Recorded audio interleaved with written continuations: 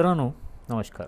आजचा हा व्हिडिओ एक फॅक्ट चेकवर काय घडलं आहे नेमकं आणि कुठं बिघडलं आहे याचा एक लेखाजोखा तुमच्यासमोर मांडण्यासाठी केलेला हा व्हिडिओ. गेल्या 2-3 दिवसामध्ये सगळ्या सोशल मीडियामध्ये, प्रिंट मीडियामध्ये आणि त्याचबरोबर त्याला म्हणतो आपण टी व्ही मीडियामध्ये सगळीकडे व्यापून घेतलेली बातमी आहे ती म्हणजे इंडिगो फ्लाईटची.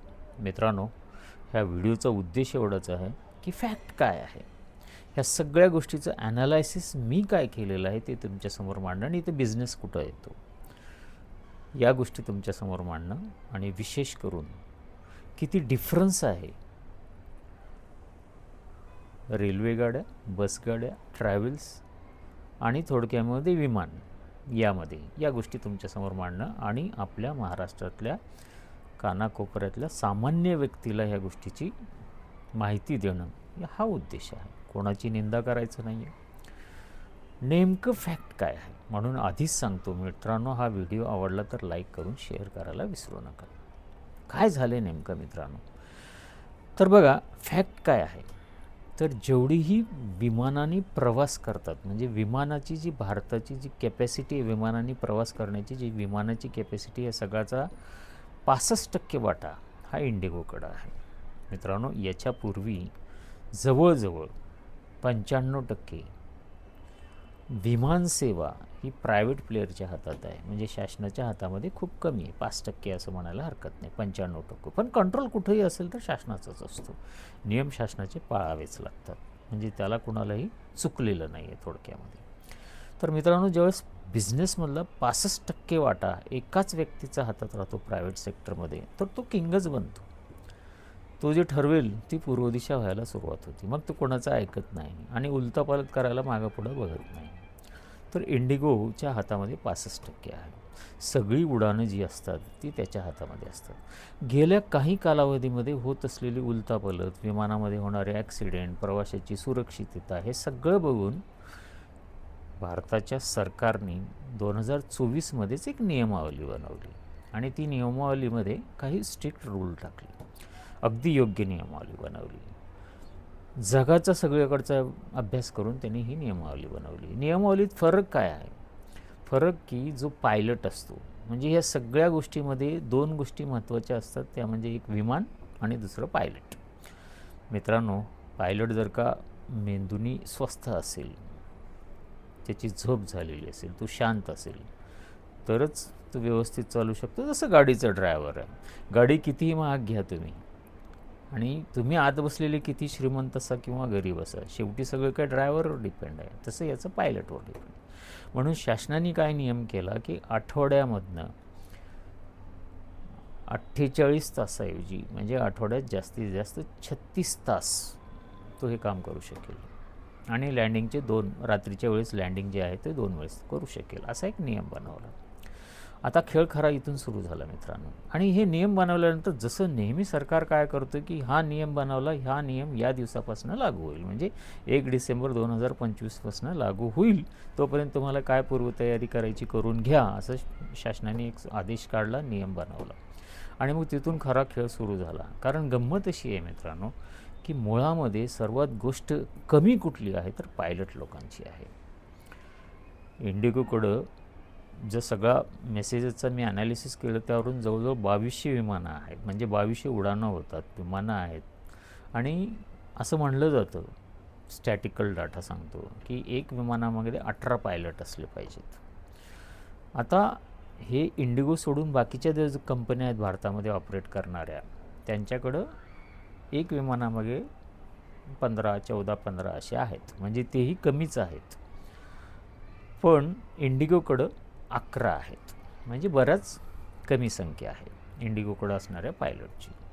आता गंमत अशी आहे, जर पायलटची झोप झालीच नाही आणि तो जर विमान व्यवस्थित चालूच शकला नाही तर ते पडणार, मधल्या प्रवासाची सुरक्षितता नाही, म्हणून शासनाने हा नियम बनवला. आता काय झालं की हा नियम 1 डिसेंबरपासून लागू होणार म्हणल्यानंतर नक्कीच 48 तासावरनं 36 तासावर आणला, म्हणजे 25% कमी करून टाकला. म्हणजे उडवायचे जे तास आहेत थोडक्यामध्ये, म्हणजे थोडक्यामध्ये ड्रायव्हर जो गाडी चालवणार आहे त्याला 48 तो ड्रायव्हरला 48 तास वापरण्याऐवजी म्हणजे आपण जर एस टीचा विचार केला तर त्याला 48 तास एकच ड्रायव्हर त्या गाडीवर वापरण्याऐवजी त्याला 36 तासच वापरायचा नियम केला आणि नक्कीच काय झालं, त्यामुळे त्याची क्षमता कमी झाली आणि त्यामुळं 25% म्हणजे 48 36वर आणलं तर 25% त्याची क्षमता कमी झाली. म्हणजे आज जे 2200 उड्डाणं व्हायची 25% म्हणजे जवळ 500 उड्डाणं रद्द झाली. आज सरळ सरळ गणित तुम्हाला आत्ता 3 दिवसामध्ये दिसते की ह्या हैदराबाद विमानतळावरून असं झालं, पुण्यातनं असं झालं, मुंबईतनं असं झालं, दिल्लीतनं असं झालं, एवढे विमानं रद्द झाले. जनरली 500 उड्डाणं रद्द झाले म्हणजे 25% उड्डाणं रद्द झाली, कारण हा शासनाचा नियम आला. मित्रांनो, आता फक्त विषय इथंच थांबत नाही. आता थोडंसं बॅक गेलं तर हे तुमच्या लक्षात येईल की हे सगळं केलेलं असताना मग पायलट का निर्माण नाही झाले. स्किल ज्याला म्हणतो आपण की आपल्याकडं मॅनपॉवर खूप आहे, पण नेमकी स्किल कुठली आवश्यक आहे आणि त्याप्रमाणे ती स्किलची माणसं तयार करणं जे आवश्यक आहे त्यावर वर्कआउट झालं का. तर याच्यामागची थोडीशी पार्श्वभूमीसुद्धा समजून घेणं आवश्यक आहे. ती म्हणजे मित्रांनो, एक पायलट तयार करायला अंदाजे 1 करोड खर्च येतो असं सगळीकडचा डाटा सांगतो. एक पायलट तयार करायला 1 करोडचा खर्च येतो. आणि गंमत म्हणजे बघा, आपण लोकल लँग्वेजवर फार जातो, पण जगामध्ये पायलटची मागणी खूप आहे. आणि ही पायलटची मागणी आणखी एक गोष्ट म्हणजे भारतीय पायलटची मागणी जास्त आहे. आता भारतीय पायलटची मागणी का जास्त आहे म्हणजे चीनपेक्षाही जास्त आहे. कारण काय, तर तो इंग्लिश चांगला बोलू शकतो. हे महत्त्वाची गोष्ट आपण समजून घेणं आवश्यक आहे, कारण तो इंग्लिश चांगला बोलू शकतो, म्हणून भारतीय पायलटची जगामध्ये जास्त मागणी आहे. मग आता पायलटसुद्धा माणूसच आहे, जसं आपण असतो तसं. त्याला 4 पैसे जास्तीकडे मिळाले की तो सोडून जाणार आणि दुसरीकडे जाणार. आणि मग काही नियम वगैरे वगैरे सगळं काही असतील त्याप्रमाणे एकंदरीत असं बघितलं तर पायलटची संख्या कमी आहे. मित्रांनो, जिथं बिझनेस तिथं बिझनेसमॅन पोहोचतो. आत्ताच ऐकण्यात आलं की जस्ट रिसेंटली अदानींनी पायलटचं ट्रेनिंग इन्स्टिट्यूट स्टार्ट केलेलं आहे. म्हणजे पायलट निर्मितीचं काम सुरू केलेलं आहे. म्हणजे जिथं बिझनेस तिथं बिझनेसमॅन पोहोचतो. आणि मग हा गॅप भरून काढण्यासाठी बरंचसं काम होतं आहे. आता पुढं काय काय ह्यामध्ये आहेत ते म्हणजे आय डोंट नो, म्हणजे मला ह्या सगळ्या गोष्टी तुम्हाला बोलता येणार नाहीत किंवा सांगता येणार नाहीत. तर हे झालं पायलटची कमतरता, त्यामुळे झालेला उद्रेक. आता मित्रांनो, गंमत अशी आहे की आजची स्थिती ज्यावेळेस तुम्ही बघाल फेसबुकवर किंवा इन्स्टावर, सगळे जे तरुण यंग आहेत ते बघत असतील, पण ज्यांनी इन्स्टा वगैरे वापरत नाहीत आणि ग्रामीण भागात काम करणं, ज्यांच्याकडे साधे मोबाईल आहेत, त्यांना ह्या सगळ्या गोष्टी त्यांच्यापर्यंत पोहोचत नाहीत. म्हणून तर हा व्हिडिओ करून मी सांगतो आहे तुम्हाला. आत्ताची स्थिती जी आहे, जर तुम्ही विमानात बघितलात तर अशी स्थिती इतकी भयानक आहे की जसं रेल्वे स्टेशनवर आणि बसस्टँडवर लोक गाडीची वाट बघत त्या बाकडावर झोपतात, जमिनीवर झोपतात, आपलं सामान सांभाळत रात्रभर थांबतात.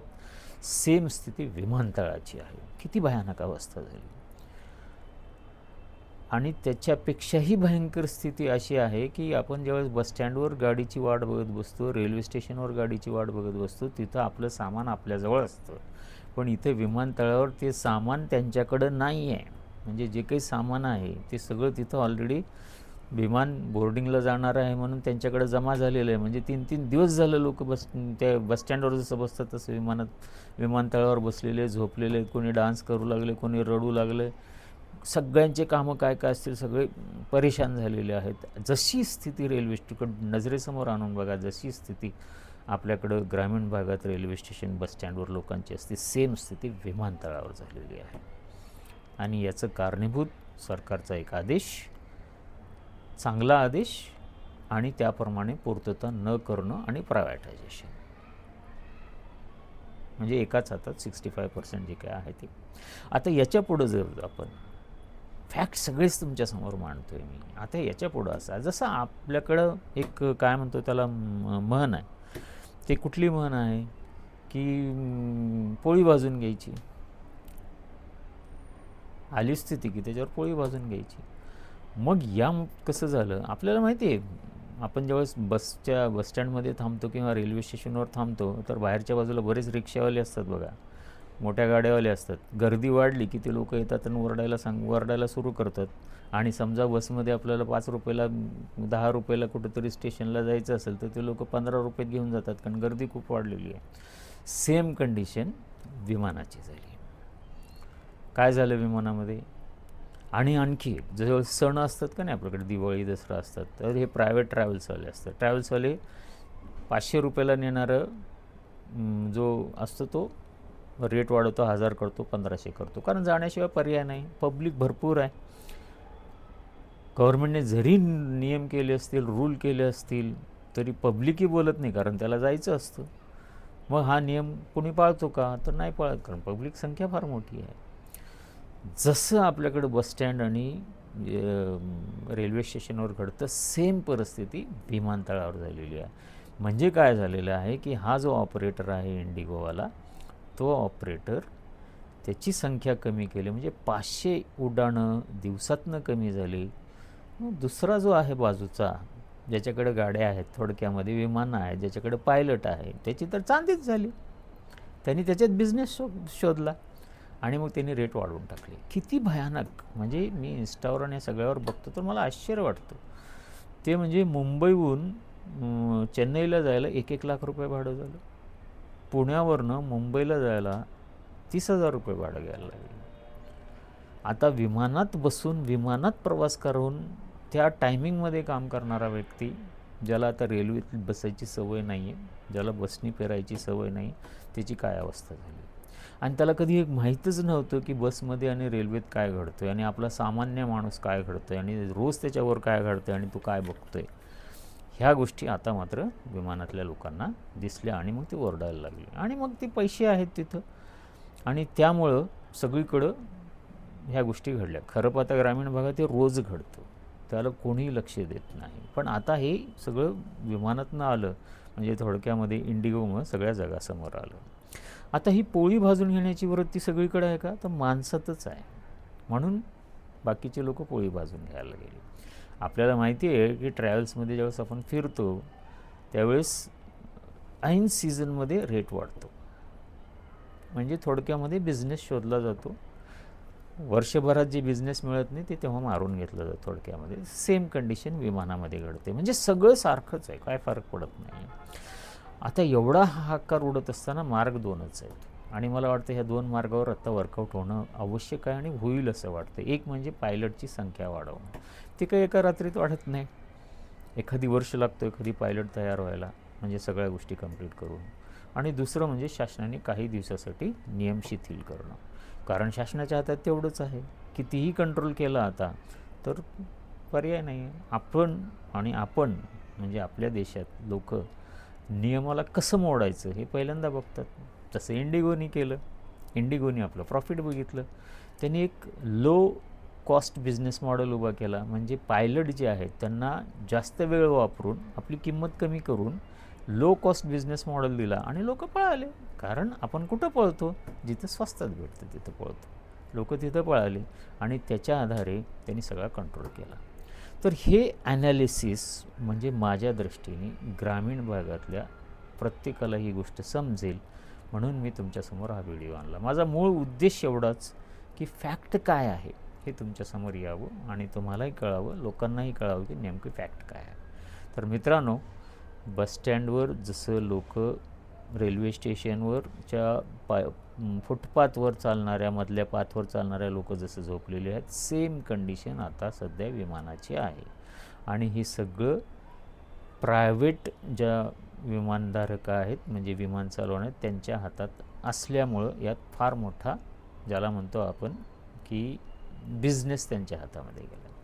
याला काय पर्याय आहे? तर 2 गोष्टीचा पर्याय. एक म्हणजे शासनाचीही मक्तेदारी, म्हणजे काही गोष्टी असल्या पाहिजेत आणि त्याच्याही काही गोष्टी असल्या पाहिजेत. मित्रांनो, तुम्हाला हे माझं ॲनालिसिस व्हिडिओचं आवडलं असेल, कारण इथं बिझनेस घडले बिघडले बऱ्याच गोष्टी आहेत, आवडलं असेल तर लाईक करा, शेअर करा आणि सबस्क्राईब करा चॅनलला, म्हणजे ही अशी माहिती तुमच्यापर्यंत पोहोचत जाईल. धन्यवाद मित्रांनो.